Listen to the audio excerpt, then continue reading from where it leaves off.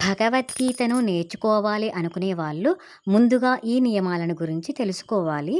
భగవద్గీతలో మొత్తం 18 అధ్యాయాలు. 18 అధ్యాయాలకు కలిపి 700 శ్లోకాలుంటాయి. అధ్యాయాన్నే యోగం అని కూడా పిలుస్తారు. 18 అధ్యాయాలకి 18 పేర్లున్నాయి. మొదటి అధ్యాయం అర్జున విషాద యోగ, రెండవ అధ్యాయం పేరు సాంఖ్యయోగం, మూడో అధ్యాయం పేరు కర్మయోగం, అలాగే 12వ అధ్యాయం పేరు భక్తి యోగం, 18వ అధ్యాయం మోక్ష సన్యాస యోగం. మొదటి అధ్యాయంలో 46 శ్లోకాలు ఉంటాయి, రెండవ అధ్యాయంలో 72 శ్లోకాలు ఉంటాయి, మూడో అధ్యాయంలో 43. అలా ఒక్కొక్క అధ్యాయంలో ఎక్కువ, ఒక్కొక్క అధ్యాయంలో తక్కువ శ్లోకాలు ఉంటాయి. మొత్తం కలిపితే 700 శ్లోకాలు ఉంటాయి. మనం నేర్చుకోవాలి అనుకున్నప్పుడు మాత్రం ఫస్ట్ ఆఫ్ ఆల్ ఫస్ట్ అధ్యాయాన్ని నేర్చుకోకూడదు. ఎందుకంటే అది అర్జునుని యొక్క విషాద యోగం గురించి ఉంటుందన్నమాట. 12వ అధ్యాయంలో భక్తి యోగం గురించి ఉంటుంది. భక్తి యోగం అంటే శుభసూచకమైనటువంటిది, సంతోషకరమైనటువంటిది కాబట్టి భక్తి యోగాన్ని ఫస్ట్ నేర్చుకోవాలి. 12వ అధ్యాయంలోని భక్తి యోగాన్ని తర్వాత 1వ అధ్యాయము, 2వ అధ్యాయము అలా వరుసగా నేర్చుకోవాలి. ఇంకా నియమాలు ఏంటంటే మహాప్రాణాలు వచ్చిన చోట ఎలా పలకాలి, అచ్చు అక్షరాలు వచ్చినప్పుడు ఎలా పలకాలి, విసర్గాలు వచ్చినప్పుడు ఎలా పలకాలి అనే విషయాలైతే తెలుసుకోవాలి. మేమైతే అవధూత దత్తపీఠం వారి బుక్లోనైతే నేర్చుకున్నాము. దాంట్లోనైతే మొదటి పేజీలో అయితే అన్ని ఉచ్చారణలు ఎలా పలకాలి అనేదైతే సూచనలన్నీ క్లియర్గా ఇచ్చారు. ఆ బుక్లోని మొదటి పేజీ చూసినట్లయితే క్లారిటీగా అర్థమవుతుంది ఎలా ఉచ్చారణ చేయాలి అనే విషయం.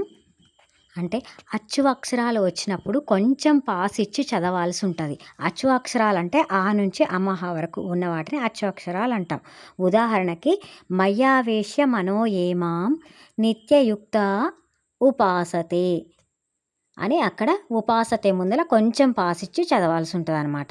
అట్లా ఆ నుంచి అమ్మహ వరకు ఏ అక్షరాలు వచ్చినా కూడా ఇలా పాస్ ఇచ్చి చదవాల్సి ఉంటుంది. ఇంకా విసర్గాలు వచ్చినప్పుడు విసర్గాల పక్కన కా వచ్చినప్పుడు ఎలా పలకాలి, పా వచ్చినప్పుడు ఎలా పలకాలి అంటే ఉదాహరణకి ద్రుపదో ద్రౌపదేయాచ సర్వశః పృథివీపతే సౌభద్రచ్చ మహాబాహు శంఖాన్ దద్ముః పృథక్ పృథక్. దీంట్లో సర్వశః పృథివీపతే అంటే పా ముందల విసర్గ వచ్చింది కదా ఇక్కడ, అందుకే ఎఫ్ సౌండ్ వచ్చిందనమాట. సర్వశః పృథివీపతే అని అక్కడ ఎఫ్ సౌండ్ ఇచ్చాము. అదే ఇక్కడ సౌభద్రచ్చ మహాబాహు శంఖాన్ దద్ముః పృథక్ పృథక్ అంటే శంఖానికి ముందల విసర్గ ఉంది, షా ముందల విసర్గ వచ్చింది కాబట్టి బాహు అని హెచ్ సౌండ్ వస్తుంది అనమాట. అక్కడ సత్వం సుఖే సంజయతి రజః కర్మణి భారత. ఇక్కడ చూడండి కాముందల విసర్గ హాఫ్ హెచ్ సౌండ్ పలికాము. ఇలా కొన్ని విసర్గాలకి కొన్ని సౌండ్లు ఉంటాయి. మనం చదివేది వింటే మనకు పూర్తిగా క్లియర్గా అయితే అర్థమవుతుంది. ఇప్పుడు 12వ అధ్యాయమైనటువంటి భక్తి యోగం ఎలా చదువుతున్నానో ఒక్కసారి అయితే చూడండి. మనం మొదటి అధ్యాయం చదివేటప్పుడు ఓం శ్రీకృష్ణాయ పరమాత్మనే నమః అని చదువుతాము. తర్వాత ఏ అధ్యాయానికైనా సరే ఓం శ్రీ పరమాత్మనే నమః అని చదివితే సరిపోతుంది. మహాప్రాణాలు వచ్చినప్పుడు ఎలా పలకాలి, మహాప్రాణాలు లేని చోట ఎలా పలకాలి అనేది కూడా చాలా అబ్జర్వ్ చేయండి. మహాప్రాణాలు అంటే ఒత్తు ఉన్నటువంటి హల్లులు అనమాట. అంటే రెండో ఖ, రెండో ఘ, రెండో ఛ అవన్నమాట. అన్ని ఒత్తులు ఉన్నటువంటివి మహాప్రాణాలు అంటాం.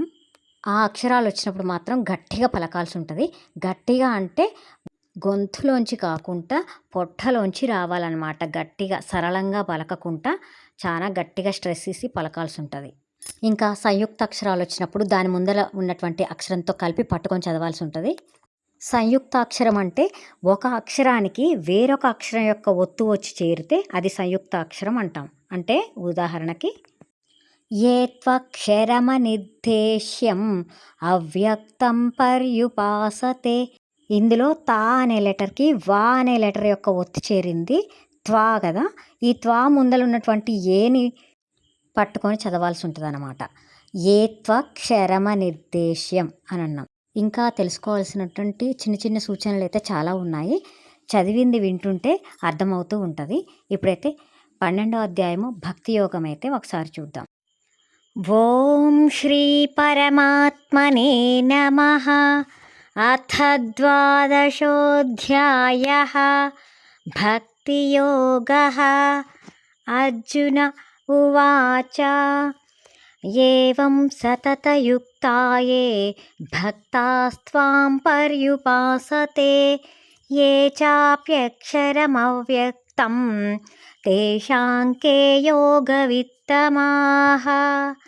श्रीभगवानुवाच मय्यावेश्य मनो ये मां नित्ययुक्ता उपासते श्रद्धया परयोपेताः ते मे युक्ततमा मताः।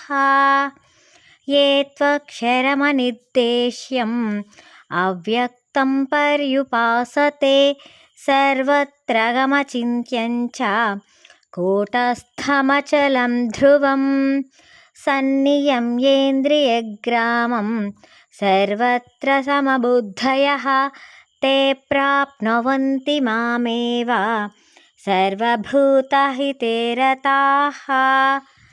क्लेशोऽधिकतरस्तेषाम् अव्यक्तासक्तचेतसाम् अव्यक्ता हि गतिर्दुःखं देहवद्भिरवाप्यते। ये तु सर्वाणि कर्माणि मयि सन्न्यस्य मत्पराः अनन्येनैव योगेन मां ध्यायन्त उपासते तेषामहं समुद्धर्ता मृत्युसंसारसागरात् भवामि न चिरात् पार्थ मय्यावेशितचेतसां। मय्येव मन आदत्वा मयि बुद्धिं निवेशय निवसिष्यसि मय्येव अथ ऊर्ध्वं न संशयः। अथ चित्तं समाधातुं न शक्नोषि मयि स्थिरम् अभ्यासयोगेन ततः मामिच्छाप्तुं धनञ्जय।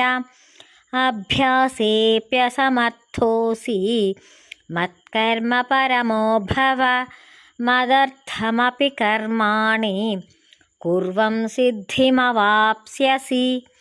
अथैतदप्यशक्तोऽसि कर्तुं मद्योगमाश्रितः सर्वकर्मफलत्यागं ततः कुरु यतात्मवान्। श्रेयो हि ज्ञानमभ्यासात् ज्ञानाद् विशिष्यते ध्यानात् कर्मफलत्यागः त्यागाच्छान्तिरनन्तरम्। अद्वेष्टा सर्वभूतानां मैत्रः करुण एव च निर्ममो निरहङ्कारः समदुःखसुख अक्षमी सन्तुष्टः सततं योगी यतात्मा दृढनिश्चयः। मय्यर्पितमनो बुद्धिः यो मद्भक्तः स मे प्रियः यस्मान्नो द्विजते लोकः लोकान्नो द्विजते च यः। हर्षामर्षभयोद्वेगैः मुक्तो यः स च मे प्रियः अनपेक्षशुचिर्दक्षः उदासीनो गतव्यथः सर्वारम्भपरित्यागी यो मद्भक्तः स मे प्रियः यो न हृष्यति न द्वेष्टि न शोचति न काङ्क्षति शुभाशुभपरित्यागी भक्तिमान् यः स मे प्रियः। समशत्रौ च मित्रे च तथा मानापमानयोः शीतोष्णसुखदुःखेषु समसङ्गविवर्जितः तुल्यनिन्दास्तुतिर्मौनी सन्तुष्टो येन केनचित् अनिकेतस्थिरमतिः भक्तिमान् मे प्रियो नरः। ये तु धर्म्यामृतमिदं यथोक्तं पर्युपासते श्रद्धाना मत्परमाः भक्तास्तेतीव मे प्रियाः। ఓం తత్సదితి శ్రీమద్భగవద్గీతాసు ఉపనిషత్సు బ్రహ్మవిద్యాయాం యోగశాస్త్రే శ్రీకృష్ణార్జున సంవాదే భక్తియోగో నామ ద్వాదశోऽధ్యాయः. సర్వధర్మాన్ పరిత్యజ్య మామేకం శరణం వ్రజ అహం త్వా సర్వపాపేభ్యః మోక్షయిష్యామి మా శుచః.